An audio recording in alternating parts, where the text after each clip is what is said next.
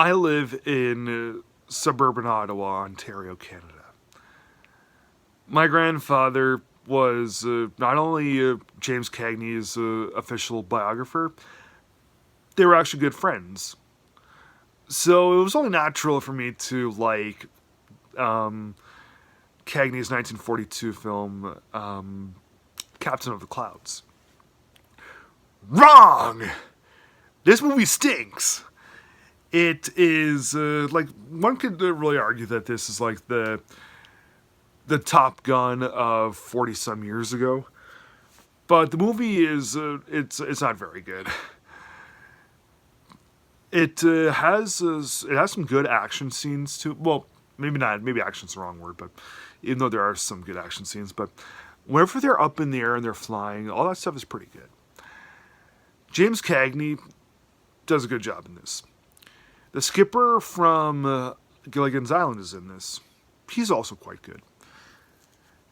Or maybe it's the skipper's father that's in this. I don't remember. I'm not familiar with all the people that are in this, aside from Cagney himself. But the movie, unfortunately, features a little too much bad acting in it. This movie was filmed in Canada. There are a few different spots.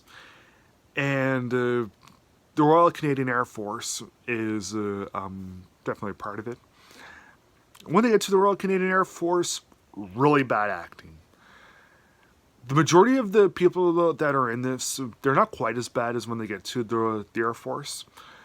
But yeah, the acting I thought in this was just kind of flat, and it just seemed like people were trying to remember their lines instead of delivering them as if it was coming natural to them. We don't get any sort of natural delivery in this. Like, when you're acting, it should not seem like you're actually acting. It should not seem like you're trying to remember your lines. If you can tell if someone's acting, they're not doing a good job. It should feel natural.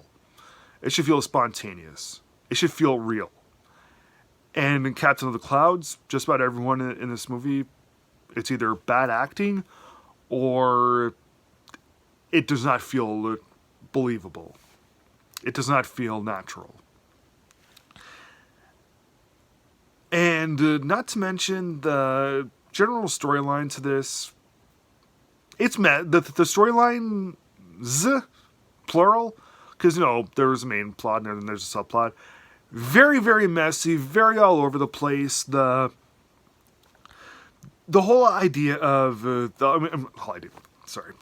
romance bit in this, also very, very sloppy. Cagney's rival in this, the way that he ties into everything, also pretty sloppy. And it just really makes it just really diminishes the overall quality of what could have been a pretty good film, especially given Cagney's given his talents, because before this he did things like two great gangster films. He did The Public Enemy and he did Angels with Dirty Faces. Great films. But man, everyone else in this, they're just really bad. And it's directed by Michael Curtiz, and he did how many great films in his life? How many films of critical acclaim did Michael Curtiz do? I guess everyone's entitled to doing bad films, but come on, this movie is just inexcusable. So yeah, in the early 1940s, got to see some things like Parliament Hill and Chateau Laurier. If you're not from Ottawa, you won't know what the hell I'm talking about. But seeing some of these Canadian things done in such lame ways, I'm like, why? Yeah. The movie is 1 hour and 50 minutes. Well, 1 hour 53 minutes to be exact. And the movie feels way longer. It's one of those cases where all the flaws that this movie has going for it, they amplify and it bores the audience even more. The movie feels like it's 3 hours. A boring 3 hours. A tedious chore of 3 hours, despite not even being 2 hours in length. That's how bad this movie is. So it was cool seeing some of the Ottawa landmarks, like, but they fizzled out. It was cool seeing James Cagney do a film that was colorized and had some good action, good aviation scenes, but it fizzled. Yeah, this movie's pretty bad. I'm gonna have to give Captain of the Clouds from 1942 1.5 stars out of 4.